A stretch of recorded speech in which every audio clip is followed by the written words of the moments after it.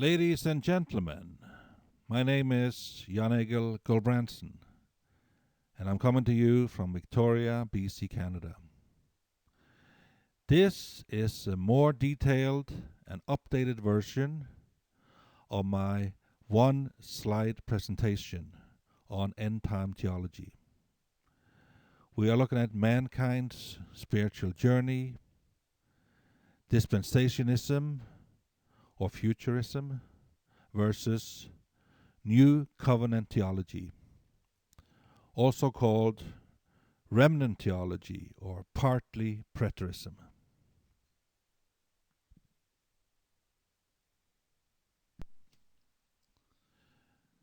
We are starting with a horizontal timeline and a vertical line showing life going from good to bad. It starts with the perfect life in the garden.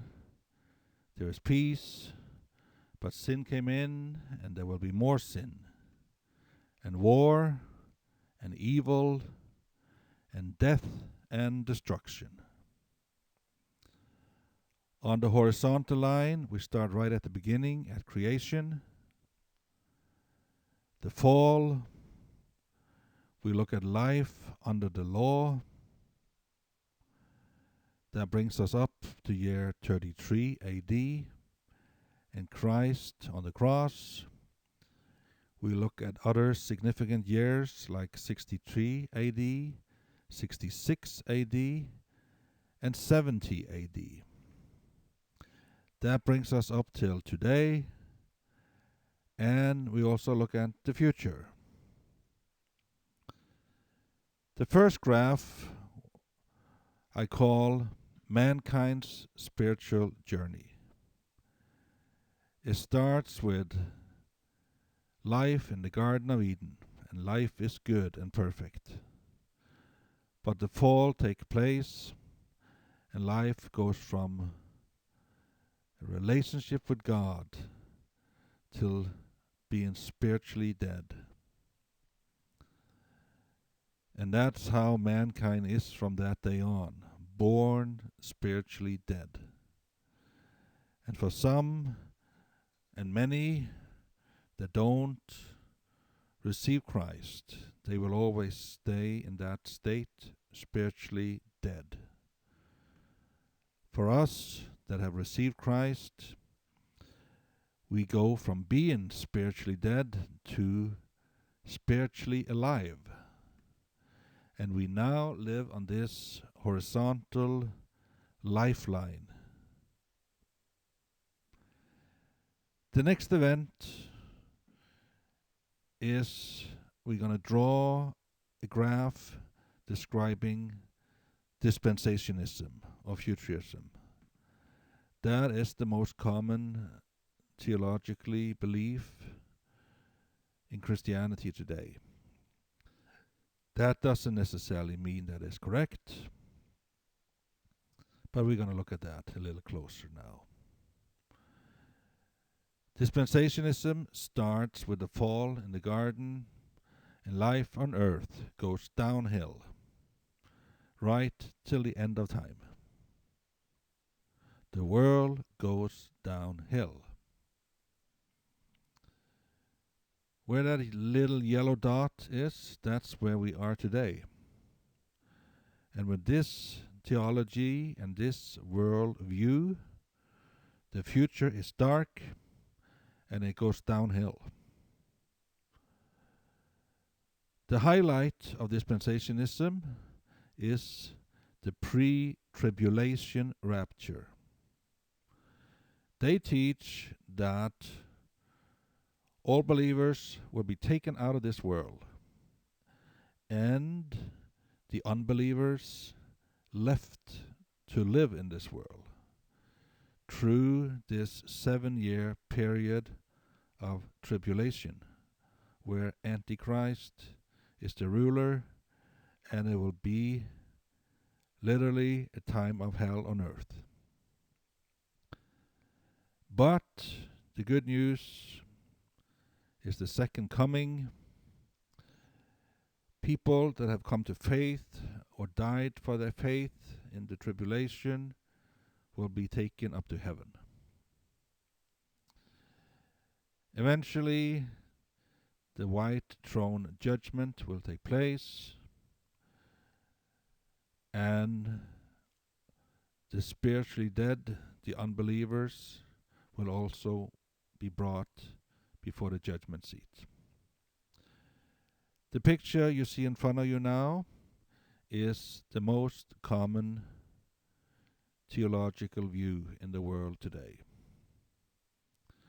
But like I said before, that does not mean that it is correct.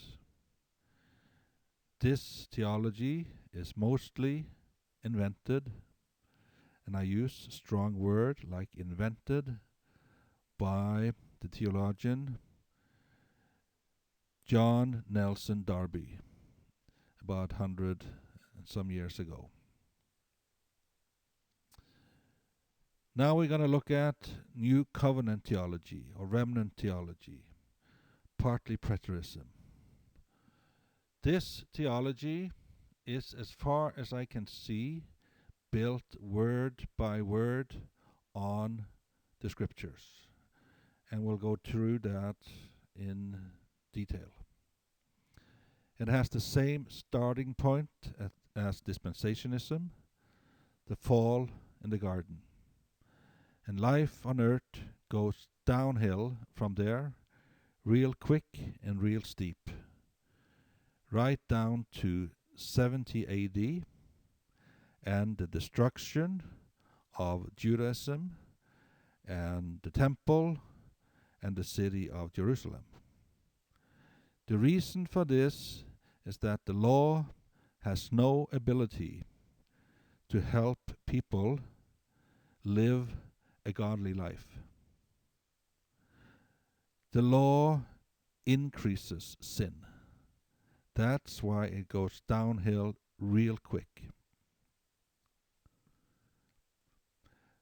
A significant date in this is 73 AD, where Antichrist comes on the scene, and the period of the Great Tribulation starts. You find it in Revelation chapter 7, verse 14. So, the big difference between dispensationism and partly preterism is that in dispensationism, the tribulation is a future event from where we are today, while the Bible is teaching clearly right through Revelation from chapter 5 to chapter 20 that the tribulation period is a historic period from 33 AD to 70 AD.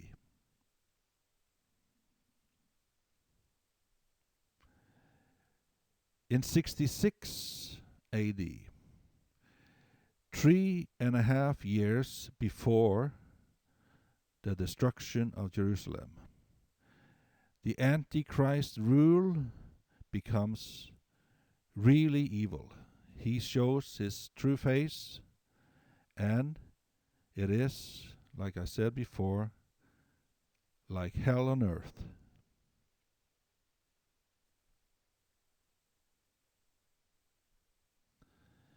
This is when the first Gog-Magog war take place. You can read about it in detail in Ezekiel chapters 38 and 39. It's also mentioned in Revelations chapter 19, verse 11, together with the story about Christ on the white horse coming to judge Israel. You find it in Revelation 19 11. The next event happening in the next verse in the Bible is Satan's imprisonment. You find it in Revelation chapter 20, verse 2. Now Satan is taken out of the picture, and a new time period starts on earth, a time period with several names: the millennium, the 1,000-year reign, the 1,000-year kingdom. But the reality is that it's not necessarily a literal 1,000 years. It is a symbolic 1,000 years, because we already know that almost 2,000 years has gone by. The good news is that life on earth in this kingdom period is that it gets better and better in the world. Like Jesus said in Matthew 24, year 70 was the bottom of the curve. That was the worst time in history, from Jesus' own mouth. And he also says it will never again be as bad. In other words, it is getting better and better.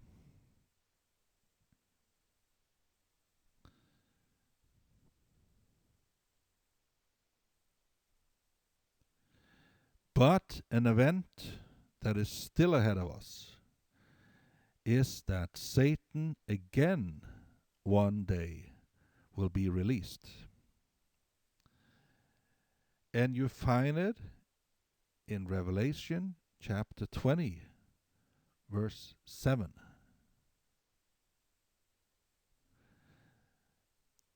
That's what I call the second Gog-Magog war.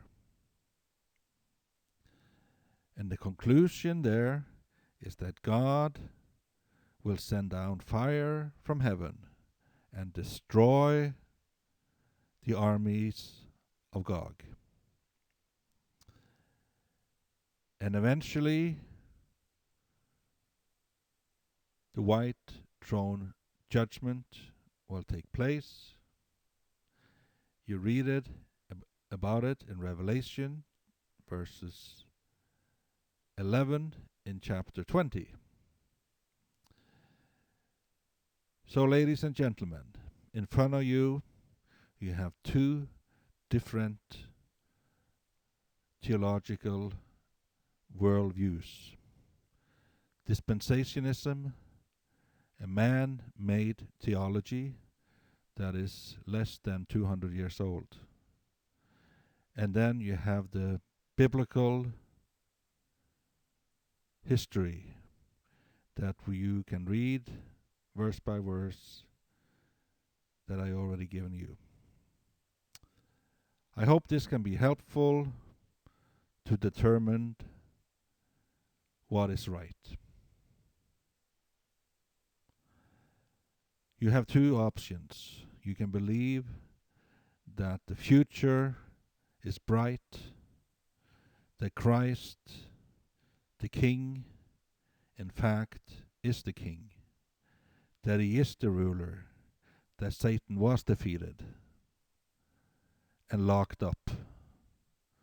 Or you can believe that everything goes downhill. It is your choice.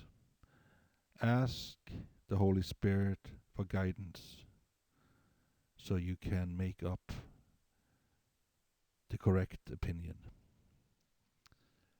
Thank you for listening. God bless you.